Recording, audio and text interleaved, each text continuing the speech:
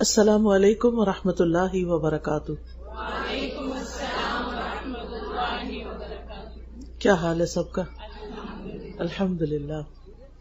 نحمدہ ونصلی علی رسولہ الکریم، اما بعد فاعوذ باللہ من الشیطان الرجیم، بسم اللہ الرحمن الرحیم۔ رب اشرح لی صدری ویسر لی امری واحلل عقدۃ من لسانی یفقہوا قولی۔ الحمد للہ الذی خلقنا وہدانا، امر بالطاعات لما فیہا من الخیر والبرکات، ونہا عن المحرمات لما فیہا من الشؤم والشرور والہلکات۔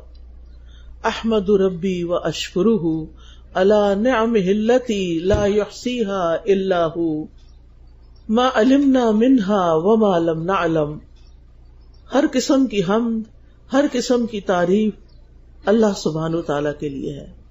حمد کے لائق بس وہی ہے، تعریف کے لائق بس وہی ہے جس نے ہمیں پیدا کیا، جس نے ہمیں ہدایت دی، جس نے ہمیں اطاعت کے کاموں کا حکم دیا جن میں خیر اور برکت ہے، اور ہمیں حرام کاموں سے منع کیا جس میں نحوست ہے، شر ہے، ہلاکت ہے۔ میں اپنے رب کی حمد کرتی ہوں اور اس کا خوب دل سے شکر ادا کرتی ہوں، اس کی ان نعمتوں پر جنہیں اس کے سوا کوئی گن بھی نہیں سکتا، شمار بھی نہیں کر سکتا۔ ان نعمتوں پر بھی اس کا شکر ادا کرتی ہوں جن کو ہم سب جانتے ہیں، اور ان پر بھی جن کو ہم جانتے نہیں ہیں۔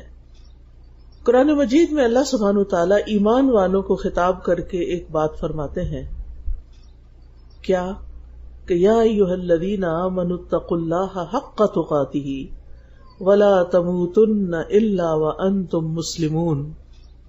اے لوگو جو ایمان لے آئے ہو، اللہ کا تقوی اختیار کرو، اللہ سے ڈرو۔ کتنا؟ کیسا؟ جیسا اس سے ڈرنے کا حق ہے، اور تمہیں ہرگز موت نہ آئے مگر اس حال میں کہ تم مسلمان ہو، فرما بردار ہو، اللہ کے اطاعت گزار ہو، اللہ تعالیٰ کے احکامات پر چلنے والے ہو، اللہ کی نافرمانی میں موت نہ آئے۔ کیونکہ جیسا انجام ہوتا ہے، یعنی جس حال میں موت آتی ہے، جو آخری عمل ہوتا ہے، وہ پھر انسان کا اگلا انجام بن جاتا ہے۔ ایک روایت میں آتا ہے کہ انما الاعمال بخواتیمہا، کہ اعمال کا دار و مدار ان کے خاتمے پر ہے، کہ کوئی کام آپ نے شروع کیا، بڑے شوق سے شروع کیا اور بڑے دل لگا کے شروع کیا، بڑے جذبے سے شروع کیا، بڑی محنت بھی کی، لیکن کچھ عرصہ کرنے کے بعد پھر تھک گئے، بور ہو گئے، اور اس کام کو آہستہ آہستہ چھوڑ دیا۔ اب یہ جو آہستہ آہستہ چھوڑ دیا اور اس سے منہ موڑ لیا اور اس رستے کو ترک کر دیا، اور اگر اسی پر موت آئی تو پھر یہی کنسیڈر ہوگا آپ کا عمل، وہ پہلا نہیں، کیونکہ اگر آپ پہلے عمل کو صحیح سمجھتے تو اسے کبھی نہ چھوڑتے۔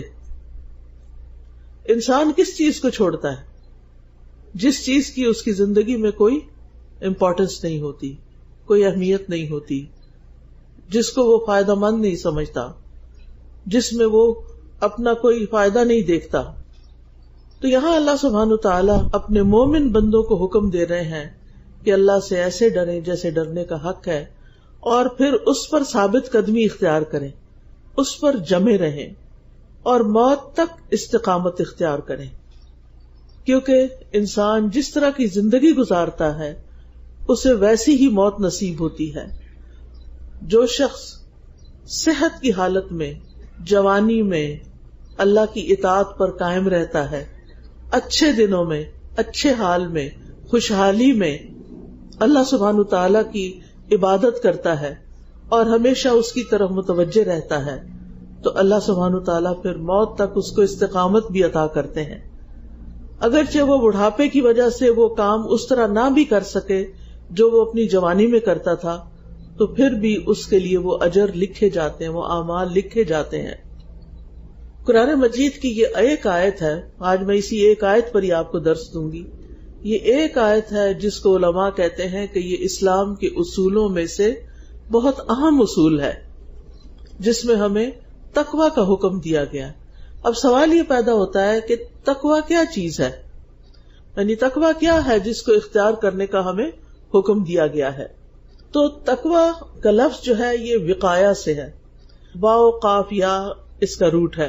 وقایا کا مطلب ہے ایک چیز کو دوسری چیز کے ساتھ دور کرنا، ہٹانا، یعنی ایک چیز کو ہٹانے کے لیے دوسری چیز استعمال کرنا.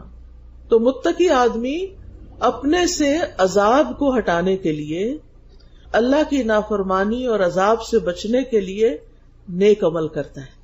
یعنی نیک اعمال کے ذریعے اپنے گناہوں کو مٹانا، اپنے گناہوں کو دور کرنا، اپنی بری عادتوں کو دور کرنا.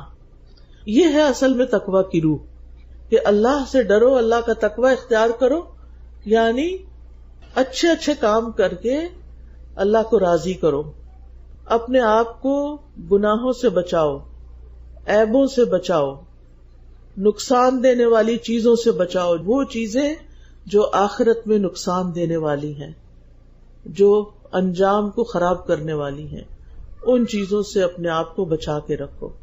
اور اس کے ساتھ ساتھ اللہ تعالیٰ نے جو احکامات دیے ہیں کہ یہ کام کرو، انہیں کرو بھی.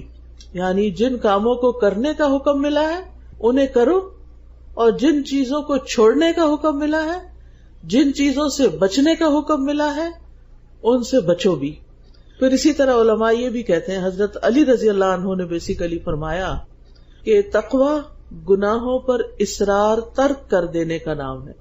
یعنی ایک انسان ایک گناہ کا کام کرتا ہے اور اس کو پتا ہے کہ یہ گناہ ہے، اس کو پتا ہے کہ اللہ کو پسند نہیں، اس کو پتا ہے کہ اللہ کا حکم کچھ اور ہے، اور پھر بھی وہ کرتا جاتا ہے. ایسا انسان اللہ سے نہیں ڈرتا. ایسے انسان کے اندر اللہ کا تقوی کوئی نہیں. جو شخص غلطی کرتا ہے اور اپنی غلطی پر شرمندہ ہوتا ہے اور اپنی غلطی چھوڑنا چاہتا ہے اور اس کے لیے اللہ تعالیٰ سے ہمت مانگتا ہے، دعا کرتا ہے کہ یا اللہ میں اپنا یہ غلط کام چھوڑ دوں اور تو مجھے توفیق دے، تو اللہ تعالیٰ اس کو توفیق بھی دیتا ہے. اور یہی دراصل تقویٰ ہوتا ہے کہ انسان اپنے آپ کو ان ساری چیزوں سے بچانا چاہتا ہے جو اللہ تعالیٰ کو پسند نہیں. پہلی چیز ہوتی ہے اپنے آپ کو پہچاننا، کہ ہم اپنی اچھائیوں برائیوں دونوں سے واقف ہوں. کیونکہ جو انسان اپنی اچھائی سے بھی واقف نہیں کہ وہ کیا اچھا کر رہا ہے، تو شیطان اس کے دل میں مایوسی ڈالے گا کہ تم تو اچھے ہو ہی نہیں، تم تو کچھ بھی اچھا نہیں کر رہے. اور جو انسان اپنی برائیوں سے واقف نہیں تو وہ انسان کیا کرے گا؟ برائیوں کو چھوڑے گا نہیں، کیونکہ اس کو پتہ ہی نہیں کہ وہ برا کر رہا ہے، اس کو پتہ ہی نہیں کہ وہ غلط کام کر رہا ہے. مثال کے طور پر اگر آپ کو پتہ چل جائے کہ پانی کے اندر مکھی گری ہوئی ہے تو آپ کیا کریں گے؟ پانی پیئیں گے؟ تو آپ اس پانی کو گرا دیں گے، کیونکہ آپ کو پتہ چل گیا کہ مکھی گری ہوئی. اور اگر آپ کو پتہ نہیں چلا تو پھر کیا کریں گے؟ پی جائیں گے. پیاس لگی ہے، دیکھا ہی نہیں، غور نہیں کیا، پی جائیں گے. تو بالکل اسی طرح جس کو یہ پتہ چل جائے، جس کو یہ سمجھ آ جائے کہ میرے اندر گناہ ہے، غلطی ہے، اور یہ ٹھیک نہیں، اور یہ نقصان دہ ہے، یہ زہر ہے، یہ مار دے گا مجھے، یہ میری آخرت خراب کر دے گا، پھر وہ انسان اس غلطی کو اپنے اندر سے نکالنے کی پوری کوشش کرتا ہے.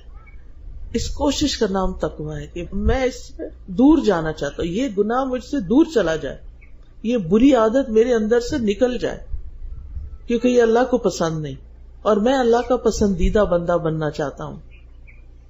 اب اس کے لیے ہمیں اپنی پوری زندگی کا جائزہ لینا چاہیے کہ ہم صبح سے شام تک کیا کیا کرتے ہیں، ان میں سے کون سی چیزیں ٹھیک ہیں اور کون سی چیزیں ٹھیک نہیں ہیں. مثال کے طور پر ہم صبح اٹھتے ہیں، کس وقت اٹھتے ہیں؟ فجر کی اذان کے ساتھ ہی اٹھتے ہیں یا سورج نکلنے سے 10 منٹ پہلے اٹھتے ہیں؟ کب اٹھتے ہیں؟ آپ کو معلوم ہے کہ جو شخص فجر کے وقت نہیں اٹھتا اس کی سزا کتنی سخت ہے. بخاری کی حدیث سے ایک لمبی حدیث ہے جس کا صرف ایک حصہ آپ کو بتاؤں گی کہ نبی صلی اللہ علیہ وسلم کے پاس 2 فرشتے آئے آدمیوں کی شکل میں. وہ آپ کو ایک پہاڑ کے اوپر لے گئے. وہاں پہنچے تو آپ نے مختلف منظر دیکھے. ان میں سے ایک منظر کیا تھا کہ ایک آدمی لیٹا ہوا ہے اور ایک اس کے سر پہ کھڑا ہے بھاری پتھر اٹھا کے، اور وہ کیا کرتا ہے کہ وہ پتھر اس لیٹے ہوئے آدمی کے سر پہ مارتا ہے، اس کا سر پھٹ جاتا ہے اور پتھر دور چلا جاتا ہے. وہ کھڑا آدمی پتھر اٹھانے جاتا ہے تو اتنی دیر میں سر دوبارہ ٹھیک ہو جاتا ہے، پھر وہ دوبارہ مارتا ہے، پھر وہ گرتا ہے دور، پھر اس کے ساتھ یہی ہو رہا ہے، یہی ہو رہا ہے، یہی ہو رہا ہے. پھر آپ کو اور منظر دکھاتے ہیں، بہت لمبی حدیث ہے، اس وقت اس کا ٹائم نہیں. تو اب کیا ہوتا ہے، آپ صلی اللہ علیہ وسلم پوچھتے کہ یہ کیا ہو رہا ہے، یہ کیوں اس کے ساتھ یہ ہو رہا ہے؟ بتایا جاتا ہے کہ یہ شخص ہے جس نے قرآن پڑھا اور اس کو بلا کے، اس کو چھوڑ کے فجر کی نماز کے وقت سویا رہا، فجر کی نماز نہیں پڑھی. یعنی جو دن کے آغاز میں سویا رہتا ہے اور نماز ہی نہیں پڑھتا، سستی کے مارے نہ ٹائم پہ الارم لگایا، نہ الارم پہ اٹھے، نہ وقت پہ نماز پڑھی، اور مہینے میں کئی نمازیں قضا کر کے پڑھی، تو اس کا کیا حال ہوگا؟ یہ سستی نہیں، یہ غفلت نہیں. منافق ایسے تھے کہ جو فجر کی نماز میں نہیں حاضر ہوتے تھے نیند کے غلبے کی وجہ سے. اب ہم میں سے ہر ایک کو، میں تو کسی کے نہ گھر گئی ہوں نہ مجھے پتا ہے آپ کیا کرتے ہیں. آپ اپنے اپنے بیڈ روم میں سوتے ہیں، میں اس کو نہیں جانتی. میں تو صرف ایک حکم بتا رہی ہوں کہ ہم اپنی غلطیوں کو کیسے دیکھ سکتے ہیں. ہم صبح سے فجر کے وقت سے دیکھیں. پھر آپ کو معلوم ہے کہ فجر کی اذان سے لے کر سورج نکلنے تک کا وقت جو ہے یہ بڑا بابرکت وقت ہے. اس وقت کے لیے نبی صلی اللہ علیہ وسلم نے دعا کی ہے. کیا دعا؟ اللہم بارک لامتی فی بکورہا، اے اللہ میری امت کی صبح میں برکت ڈال دے. اس وقت میں سونا نہیں چاہیے کیونکہ برکت چلی جاتی، رزق کی برکت، اولاد کی برکت، گھر کی برکت، یعنی وقت کی برکتیں چلی جاتی. یہ وہ وقت ہے کہ آپ اذان کے وقت اٹھ جائیں، اٹھ کے آپ اچھے سے وضو کریں. پھر وضو میں بھی آپ دیکھیں کہ وضو کیسے کرتے ہیں. آپ کسی کے سامنے جو علم والا ہو وضو کر کے دکھائیں اور اس سے پوچھیں میرے وضو میں کوئی غلطی تو نہیں. یعنی کیا آپ مل مل کے ہاتھ دھوتے ہیں یا ایسے پانی کے آگے چھینٹے مار کے اور ایسے چھینٹوں سے ناک اور منہ صاف کر لیتے ہیں اور منہ پہ بھی چھینٹے مار لیتے ہیں اور دلک نہیں کرتے. عربی میں دلک ہے یعنی خوب رگڑ کے مل کے صاف کرنا. اور یہ جو ٹھوڑی ہے یہ بھی خشک نہ رہے اور کانوں تک کی جگہ پوری گیلی ہو، جہاں بالوں کی پٹی ہے یہاں تک منہ دھلنا چاہیے، اور ایک بال جتنی جگہ بھی خشک نہیں ہونی چاہیے. اسی طرح پاؤں بھی مل کے دھونے چاہیے، ایڑیاں خشک نہیں رہنی چاہیے. جب آپ نے وضو اچھی طرح کر لیا الحمدللہ اور دعائیں پڑھ لی تو آپ کے گناہ معاف ہو گئے. پھر آپ نماز پڑھتے ہیں. کیا آپ سنت پڑھتے ہیں؟